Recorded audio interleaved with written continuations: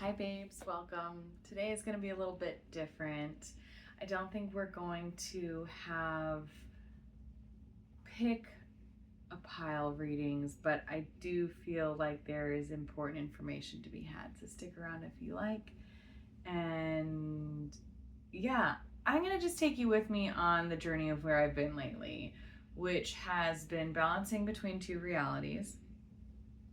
I mean, there are so many realities. It's not like there's just two, but balancing between two branches in my life, or an option to move cities and to stay where I'm at. And what I feel like is on the table is an urgency for expansion, for possibility of something different, and going to a new place. And the stability and stagnancy of staying where I am. And I feel like I have been balancing in this space for about 6 months now, in some capacity or another. And to be real with you, I feel like so frustrated and irked with not even the circumstance, but just like tuning in into feeling two different realities, and to feel one come forward and be like, okay, well, we're going here, and then feel it recede, and then the other one be present and be like, okay, I guess we're staying. And I don't know, I feel like people want to have certainty in their lives. I am no exception to this. I like having some semblance of expectation for myself and where I'm going to be and what I'm going to be doing. And I love having open space and open time to be pleasantly surprised, because unstructured time always does me well. And the back and forth that I have been feeling lately has been a little bit much, not going to lie. So I don't know if you're in the same place. I don't know if you're feeling similarly in an area of your life, or if you're on the fence with a decision, but that's where I'm at. And let's go ahead and just like muddle through it and into it together, because there are pros of both sides. I am coming to ask myself, why is it that I want to do this new thing? Or why is it that I want to stay? What is motivating my choices? And I think this is something that's really important to ask ourselves, because I'm not sure about y'all, but for me, I find that that I pick up motivations from other people, and perhaps this is just my perception, but I do think that it's quite real, because I think that there are discarded motivations all around us. I think if you're sensitive to the world around you, and if you are here to clean up, and I'm hearing like get ahead, if you're here to just kind of get ahead of it all, kind of get out of the muck, get out of the stagnancy and stuckness that I feel like we experience sometimes as a human race. And I'm talking about like swirling and going in circles, and we're learning and we're growing and we're painting and we're creating art, and we are experiencing suffering and subsequent liberation along the swirling path. And I think there is joy and beauty in that. And I also think that there are some of us that exist because it's time to be more, it's time to be different, it's time to be in a different kind of experience. And I think that that can be unsettling to some folks, and I know it's hard to be around people who are wanting something different or wanting something more and new. And as someone who always wants and desires and craves evolution, it's exhausting for me, and I know it can be exhausting for others around me, or I guess I perceive that. But I know it's been put on my heart for a reason. I know that I'm experiencing it, and I don't want to believe that it's just a trauma response or some safety mechanism. that's not what it is. I think there is a concept of a vision for more that was given to us to deliver and to play out and to gift to this planet for those who want to participate and become involved. So, all that to say, I think there is an evolution trying to occur that is happening and will continue to happen, whether we like it or not. I think there is a certain sort of like granular control or engagement or participation that we can experience that I am here to do. I know that I am here to experience evolution in a certain way for myself, for the collective, for my family, for my lineage. And I get excited about it. Like, that's what I'm here for. I'm thrilled about it. I love to see positive evolution and change. And to me, positive evolution and change is one where we collaborate more effectively, where the work becomes easier, where it becomes more easeful, where it becomes more like play. Because I think this is delivering us to our heaven on earth experience. So, all this that said, when we're measuring ourselves between two different realities, between two different opportunities, an important question to ask is, what are my motivations and who are those motivations for? Because if you're here in service in some capacity, you're not going to be working with just your motivations. You're going to be working with the motivations of all those around you, of the people that you're serving, of the people that you're impacting. And it's important to be able to kind of suss out what of these motivations are aligned with my vision and goal, and what of these motivations are things that are hindering my own personal progress and growth and standing in the way. What motivations are illuminating limiting beliefs? Because if we're talking about evolution, and if we're talking about more gifts coming to the planet, if we're talking about just a more magical way of living and being, and I'm talking about magic in the real life sense, like when you walk in and just things feel aligned, when you're having your main character days, as I call them, where you just walk into the world and it's like things work out perfectly. It's like click, click, click, click, click. You get manna from heaven every step that you take. And I think that that's available to all of us. I think that we all get that. And as we ease into flow and let go of efforting, which is something that I'm working on, it happens more often. It's like playing Mario Kart and just like avoiding the obstacles and hitting the rewards and moving through traffic really easily. And the more that we do this, the easier it is for others to find their way into this coordinated dance that we offer.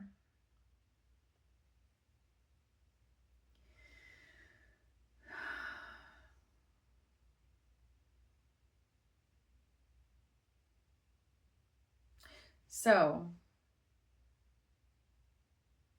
in finding out about motivations and these options that support limiting beliefs, the first thing I'm thinking of is, I'm going to this place because someone feels like, oh, I can't do this myself without your help and support. Or my own belief of going to a new place and having to do it in a certain way because I can't do it on my own without help and support.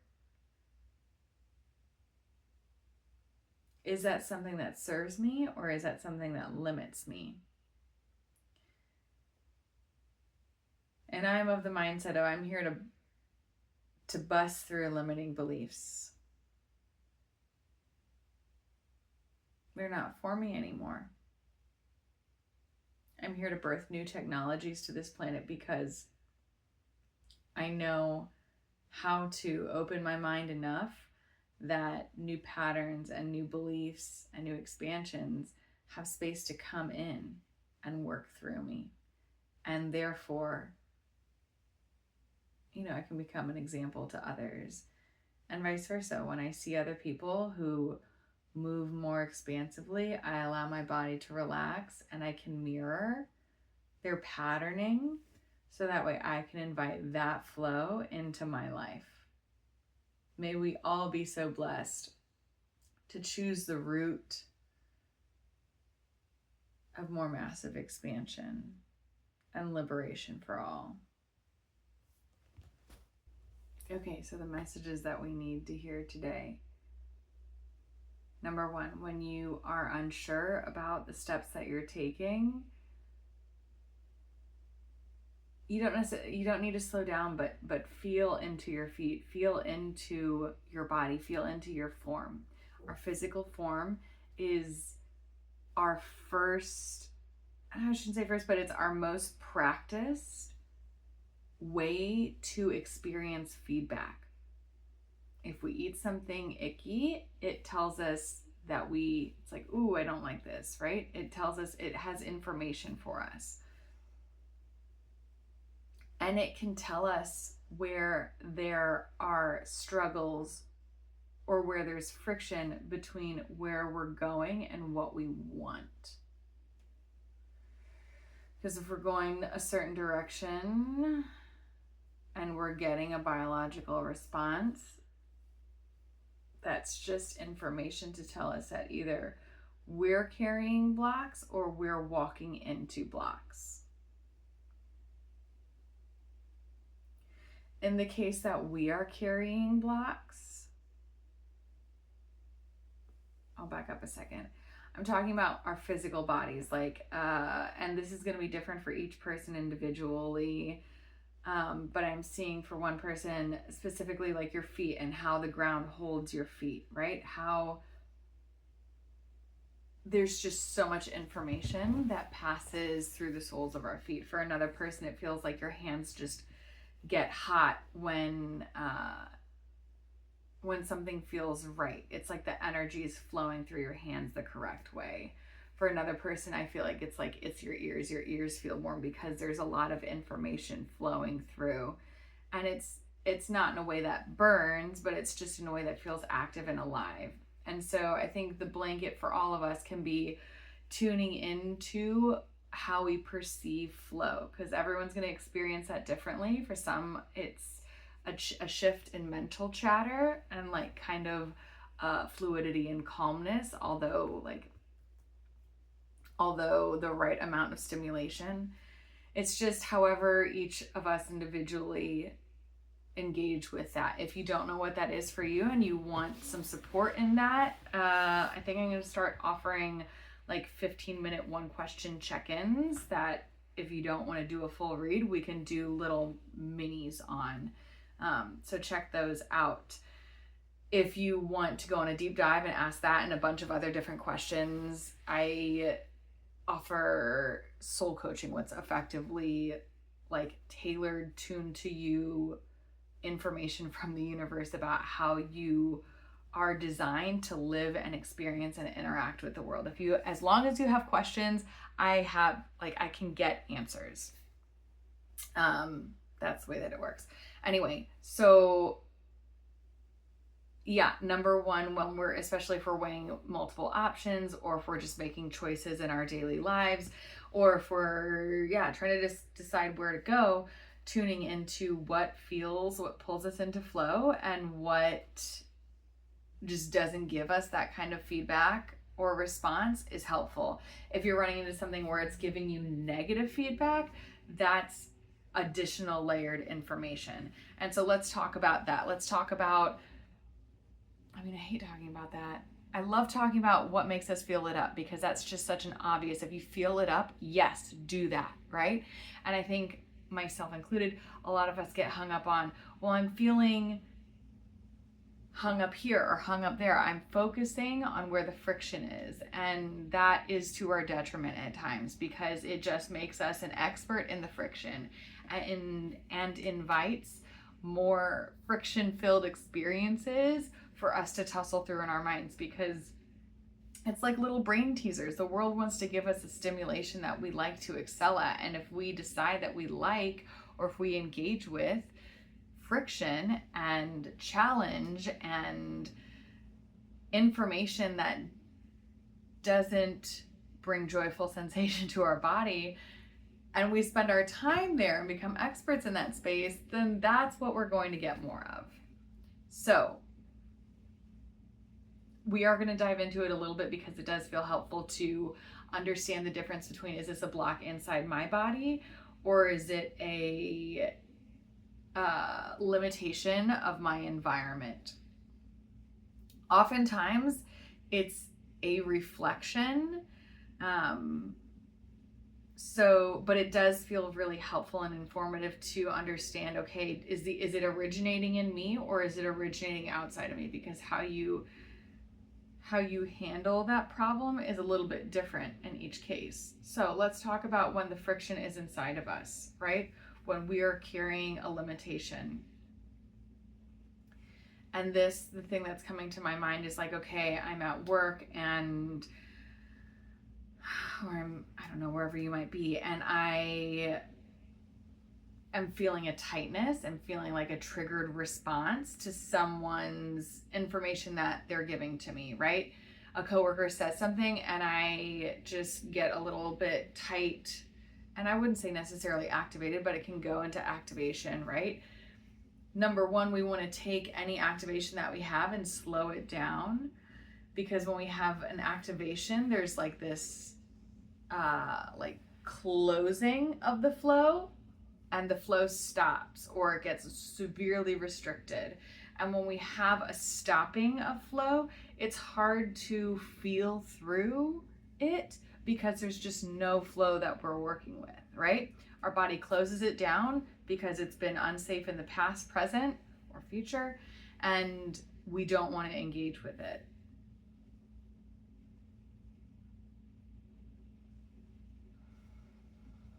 I'm being reminded to continue to breathe. And that's one, I mean, obviously it's a really big way to get the flow going again. When we allow ourselves to breathe a little bit in those activation times, it can help prime the pump. Once we have a little bit of that flow, it becomes really clear that it's inside of you, if that's the case. Because it just depends on where the tightness initiates. Does the tightness feel like it comes from outside of us first, or does the tightness come from inside of us and then get projected outside? Let me know if this is something that you can feel into. Try it out a little bit. I don't feel like it needs explanation right now, but if it feels like it does, then drop a comment and we can come back to this space.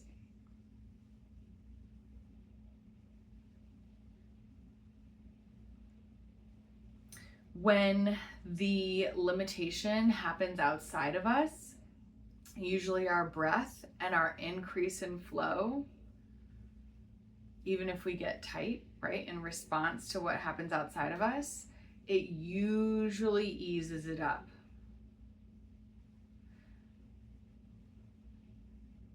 If it's happening inside of us, I'm hearing the flow brings our attention to our own presence pretty naturally. Whereas if the limitation is outside of us, our breath and our flow just kind of lets us float past it, and then it lightens up. It's this way that we can notice patterns, and that's the next really great step of increasing ease in the process of our daily lives. Because whether we are attracting tightness or we're choosing environments where we engage with tightness or rub up against it,